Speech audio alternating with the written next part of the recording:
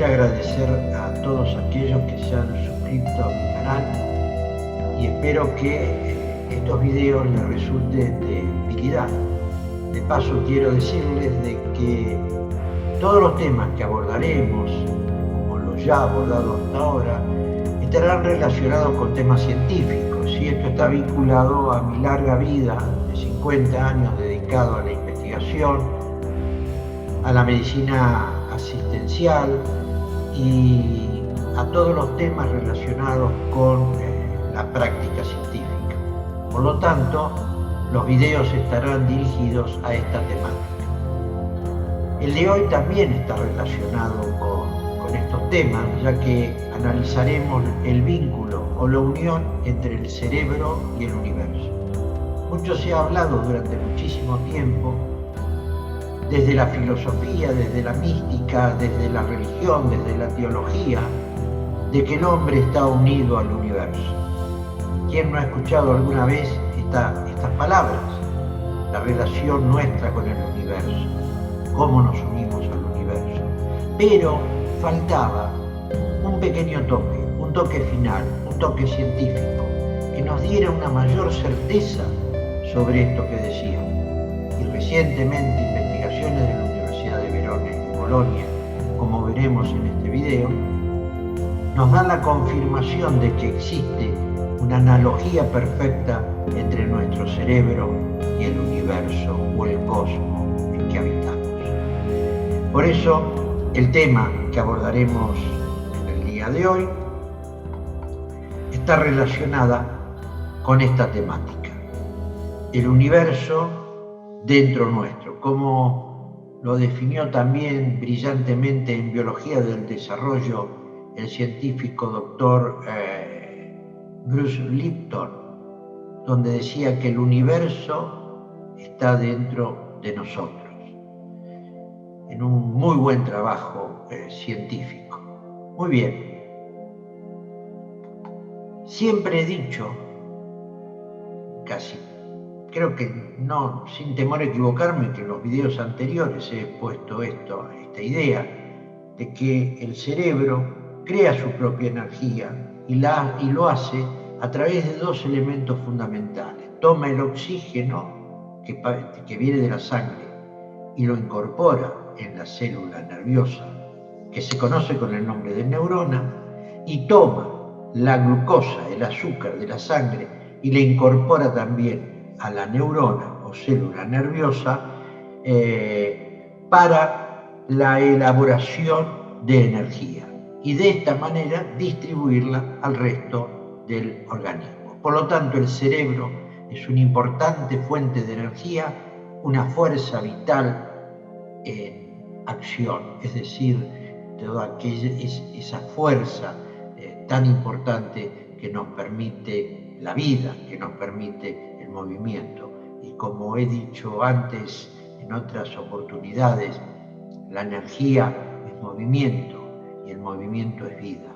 Por lo tanto, la vida es movimiento, el movimiento es energía. Una hermosa trilogía divina. La neurona, entonces, es la unidad anatómica y funcional del cerebro. Es en esa unidad anátomo-funcional donde se va a producir en este cuerpo neuronal la energía que va a ser distribuida luego a lo largo de una prolongación que puede llegar a veces hasta 1 metro, que se conoce con el nombre de axón, y que formarían los nervios de nuestro cuerpo. Además, esta neurona, vista desde el microscopio electrónico con una tinción especial que la tiñe de negro, tiene unas ramificaciones, como ustedes pueden ver, menores, que se denominan dendritas. Por lo tanto, tenemos una prolongación única, axón, y varias prolongaciones llamadas dendríticas. Todo configuraría una especie de árbol, una analogía también muy interesante con el árbol de la vida o el sefirot de la Cábala. Muy bien, Decíamos que aquí entonces se genera la energía a través de la glucosa y del oxígeno que incorpora la neurona en su cuerpo para poder distribuir esta energía luego por el resto de nuestro organismo. Aquí vemos una neurona con sus prolongaciones dendríticas unidas a otro cuerpo neuronal, a otro y a otro. Es decir, fíjense en ustedes que forma un entramado, una red, una telaraña muy interesante con todas estas prolongaciones que van uniendo células con células y una mayor prolongación iónica que va a distribuir la energía a lo largo de nuestro cuerpo. Y esta red es fundamental para en los procesos psicológicos y cognitivos de nuestro cerebro. Si esta red está íntegra, está indemne, nosotros tenemos la posibilidad de un buen razonamiento, tenemos posibilidad de intuición, de conocimientos, de ideas, de pensamientos, de memoria, todo eso que conforma el aparato psíquico y cognitivo. Pero si alguna de estas redes se ve interrumpida por algún motivo especial, entonces se va a interrumpir alguna de las facultades cognitivas o psíquicas que poseemos. Por lo tanto, podemos decir de que en 1 milímetro cúbico de nuestro cerebro hay unas 40.000 neuronas y 1.000 millones de conexiones de fibras nerviosas, que era lo que veíamos antes, ese entramado, esa red o esa telaraña de fibras. En cada conexión se transmiten impulsos eléctricos que son de intensidad variable. No hay una uniformidad de impulsos eléctricos para todas las interconexiones, sino que cada interconexión tiene su propia individualidad. De ahí que haya estímulos totalmente distintos. Algunos tendrán mayor frecuencia y amplitud de onda, otros tendrán menor frecuencia y menor amplitud de onda. Las neuronas más grandes llegan a tener hasta 69.000 conexiones con otras 600 neuronas. Fíjense en ustedes la importancia que nos está marcando esta red neuronal. En todo el cerebro el número de neuronas supera las 100.000 millones, con más de 100 billones de conexiones. Esto es una cifra inconmensurable, lo que vuelve a mostrarnos la relevancia de esta red neuronal.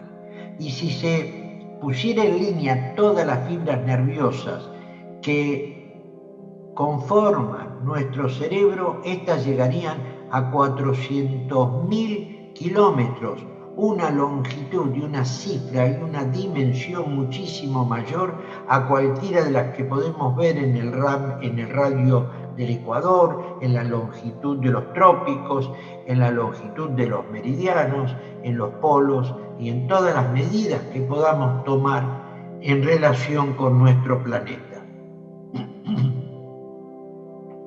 Por lo tanto, el universo como cerebro y el cerebro como universo. Esta integración hace posible que nosotros interpretemos el universo, y fíjense en ustedes lo que voy a decir ahora, aunque parezca patético, el universo nos interpreta a nosotros, porque somos la misma cosa. Cuando nosotros estudiamos al cerebro, el cerebro se está estudiando a sí mismo. Y si el cerebro se unifica con el universo y el universo con el cerebro, cuando estudiamos el universo se está estudiando a sí mismo. Aunque esto parezca patético y extraordinariamente mágico, les pido que le dediquen 5 minutos o 3 minutos o los minutos que ustedes quieran a pensar esta sentencia. Cuando estudiamos a la neurona se estudia a sí mismo. Y si el cerebro está relacionado con el universo, no cabe otra posibilidad que cuando estudiamos el universo, sea el universo universo el que se esté estudiando a sí mismo.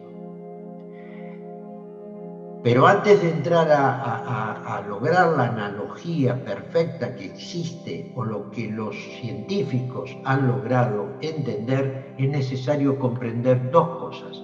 Primero, la teoría de las cuerdas y segundo, el principio holográfico.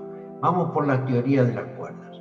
La teoría de las cuerdas dice que las partículas subatómicas, es decir, aquellas partículas que todavía no se han unido o no se han conformado como átomos, no existen. Que en vez de partícula lo que existe son cuerdas vibracionales que adoptan distintas formas. Pueden ser abiertas o cerradas. Y dentro de la forma cerrada, una variable importante de ellas, como la que estamos viendo aquí en el PowerPoint. Por lo tanto, que las partículas serían en realidad, entonces, a este nivel subatómico, serían cuerdas vibracionales, y la vibración que tenga cada una de estas, que estaría en relación con la frecuencia y la amplitud de onda, marcaría su tamaño y su masa. Como vemos, esto se pega un poco a lo que decíamos en algún video. En la Biblia se dice, lo primero fue el verbo, y cuando estamos diciendo esto, o la Biblia nos dice esto, está diciendo que primero fue el sonido, la vibración. Como ahora mi palabra es una vibración, es un sonido, y esta palabra que yo emito se manifiesta o se traduce como una onda vibratoria. En aquellos primeros inicios del universo, lo que existió fue una vibración, un sonido que rompió el silencio, y a partir de esa vibración, de estas cuerdas vibracionales, se fue dilucidando, preformando, diseñando la forma. Por lo tanto, el universo es un entramado de cuerdas vibracionales y nuestro cerebro es un entramado de redes neuronales. Esta es la gran similitud de ese universo que está dentro nuestro y que nosotros somos parte de él. Por eso decía que cuando estudiamos el cerebro o estudiamos la neurona, son ellos que se están estudiando a sí mismos. Es el universo que está dentro nuestro, que se está indagando, que se está preguntando quién es, cómo soy. Hubo 3 científicos que anduvieron rondando por la misma teoría, por la misma búsqueda. Uno fue David Bohm, que se interesó por las cuestiones del universo y de la mente, que se une un poco al principio, a la paradoja de Karl Pribram, que fue un científico que se interesó fundamentalmente por ver en qué lugar, en qué área del cerebro se almacenaba la información, en qué lugar estaba la memoria, en qué lugar se ubicaban las ideas, en qué lugar se ubicaban los conceptos, en qué lugar se ubicaba el pensamiento, los recuerdos, las emociones. Esto fue el tema fundamental de este gran científico de Viena. Y trató de indagar permanentemente sin lograr un camino que lo iluminara en este problema y que le pudiera dar una respuesta. ¿Hasta qué momento? Hasta que conoció a Dennis Garbol. Dennis Garbol, un científico que recibe el premio Nobel por haber definido el principio holográfico. Y Pribram lo conoce en un encuentro de la UNESCO en París. Ahí donde Denis Gabor establece lo que es la holografía, que como ustedes ya sabrán es una técnica avanzada de fotografía que consiste en crear imágenes tridimensionales basadas en el empleo de la luz, fundamentalmente a través de un rayo láser que va grabando microscópicamente en una película fotosensible. Al recibir la luz desde una perspectiva adecuada, esta placa proyecta una imagen en 3 dimensiones, una imagen tridimensional. Más o menos el principio se daría de esta manera: un tubo láser proyecta un rayo láser que al pasar por una lente divergente se divide los rayos láser que hacen impacto en una placa holográfica, donde tenemos la imagen de una estrella, y esta imagen de una estrella, después de ser impactada y después de producirse la divergencia de los rayos post-impacto, se traduce en una imagen tridimensional. Es una explicación muy light y muy rápida del principio holográfico, pero así es como funciona, y más o menos para que todos lo podamos interpretar. Por lo tanto, lo importante del principio holográfico es que si yo tomo toda la estrella y recorto una parte de esa estrella, en esa porción recortada tengo toda la estrella de nuevo.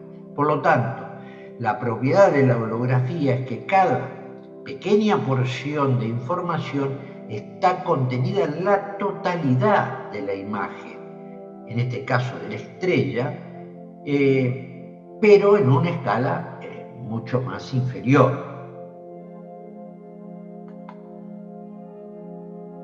Aleluya, dijo Pribram.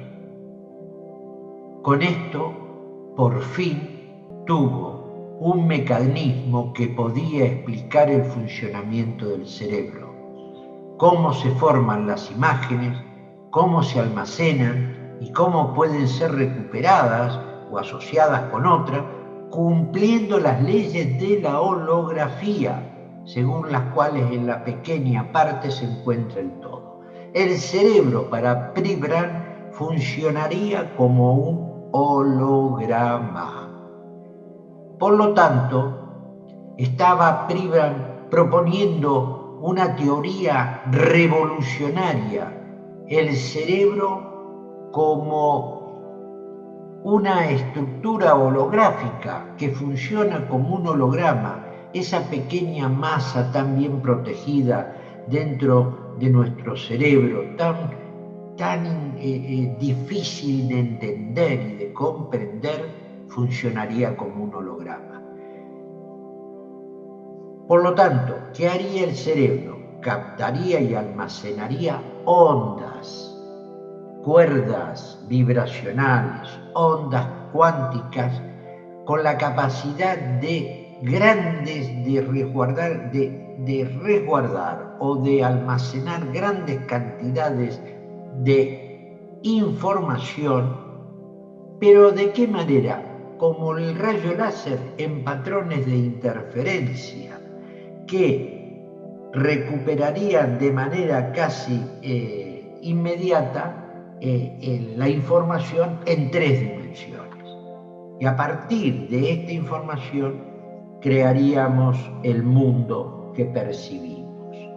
Es decir, nuestro cerebro crea el mundo que percibimos.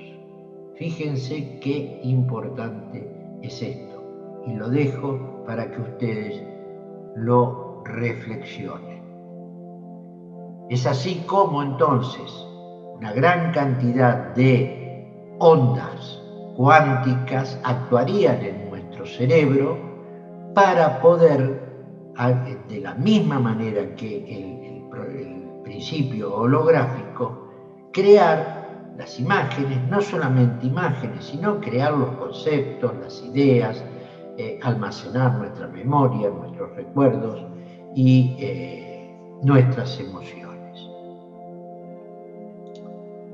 Pero faltaba un pequeño detalle, o un gran detalle, y este pequeño o gran detalle se logra en la Universidad de Bolonia y en la Universidad de Verona, donde los científicos logran, tras un trabajo experimental, ya lograr una certeza de que el ser humano, a través de su cerebro, está unido al universo. Y yo diría que también a través de todo su sistema biológico nos encontramos unidos al universo. Pero este sería tema de otra charla.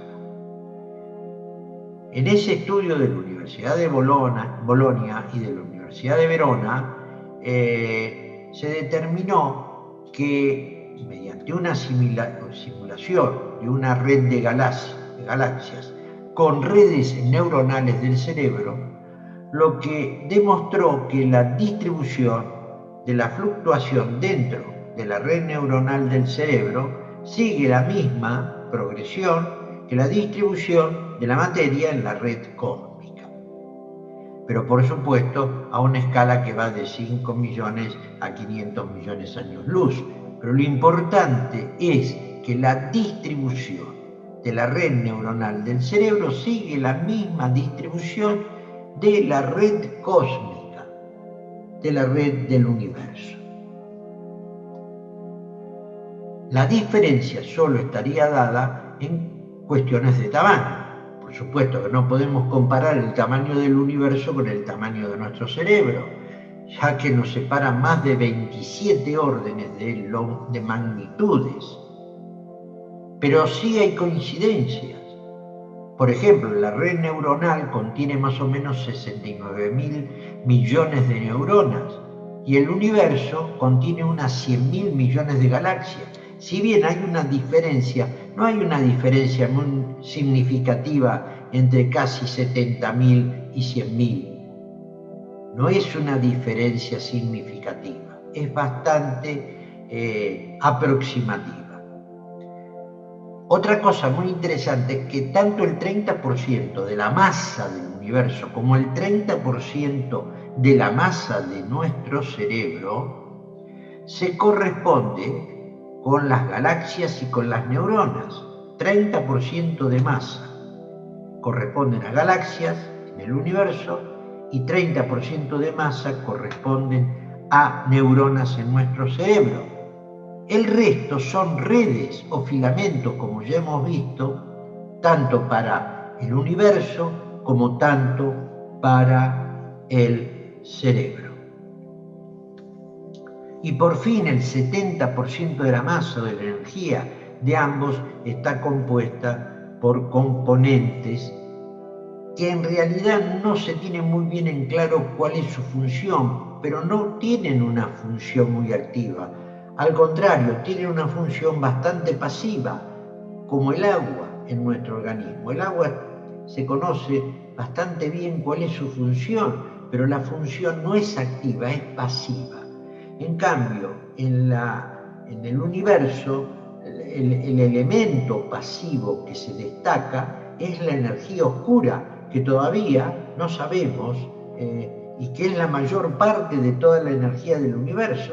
Lo que vemos es una pequeña parte de la energía luminosa, pero la energía oscura, que es la mayor parte que ocupa el universo, no se sabe todavía cuál es su función. Probablemente también relacionada a una función más bien pasiva que activa. Y por fin, dentro de la evolución de la red neuronal de nuestro cerebro y de la red espacial del universo, se encontrarían los mismos fenómenos físicos cuánticos, tanto para el cerebro como para el universo, aún por supuesto con la diferencia significativa de las fuerzas que actuarían a nivel de las galaxias como de las fuerzas que actuarían a nivel de nuestras neuronas cerebrales. Y por fin, como diría Carl Sagan, tan maravillosamente somos polvo de estrella. Y si somos polvos del cosmos, de las estrellas, nuestro cerebro no es otra cosa que producto de esas estrellas, de ese cosmos, de ese universo, o como diría Stapledon, somos productos del hacedor de estrellas, del hacedor de mundos. Bueno, muy bien,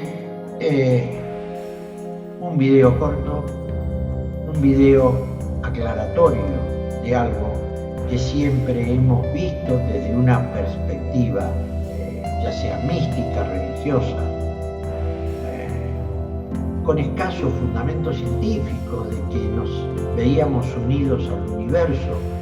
Más, nuestra concepción a veces era más mística que científica, o más religiosa que científica. Y hoy podemos agregar esta nueva perspectiva, esta nueva visión de que también podemos explicar que nuestro cerebro forma parte del universo, que nuestro cerebro es parte del cosmos y que el cosmos o el universo está dentro de nuestro cerebro.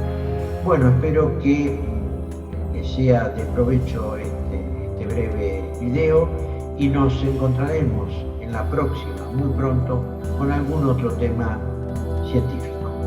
Que tengan un buen día y muchas gracias a todos.